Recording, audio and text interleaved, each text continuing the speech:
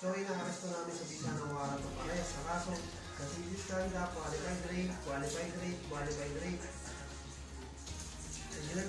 Arestado ang isang lalaking ito na nanggahasa ng kanyang sariling anak na tinuguri ang most wanted person, regional level ng Calabarzon, noong Miyerkules ng hapon, October 2. Naaresto ang suspect sa bisa ng warrant of arrest na kaagad na nagkasanaman ng operation ang binangonan pulis na nagresulta ng pagkadakip sa suspect sa Barangay Hulo, Pililla, Rizal.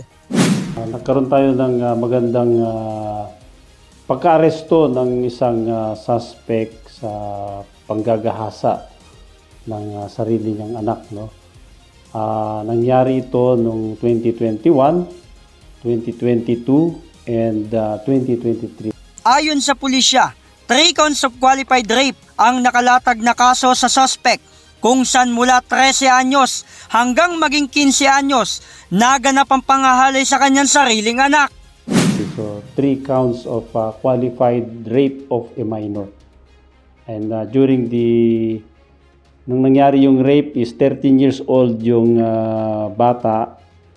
Then hanggang sa naging 15 years old nung last na nangyari yung insidente.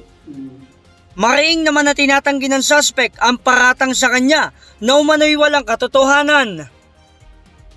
Ay, hindi po totoo yun, sir. Sir, pakilakas po. Hindi po totoo, sir. Wala katotohanan po. Wala pong katotohanan, sir. So, tinatanggi mo yun? Opo, sir. Harapin ko po, para po sa akin, hindi ko po talaga inaamin na ano ko po na lumabas yung katotohanan po. Pero nagtago ka ba? Ay, hindi po. Hindi ka nagtago? Hindi po, nagtrabaho. Sa ngayon, ang suspect ay nahaharap sa patong-patong na kasong 3 counts qualified rape at lascivious conduct na walang inarekomendang piyansa. At kasalukuyang nakapiit naman ang suspect sa Binangonan Detention Facility. J. Martin, JKRS News and Public Affairs.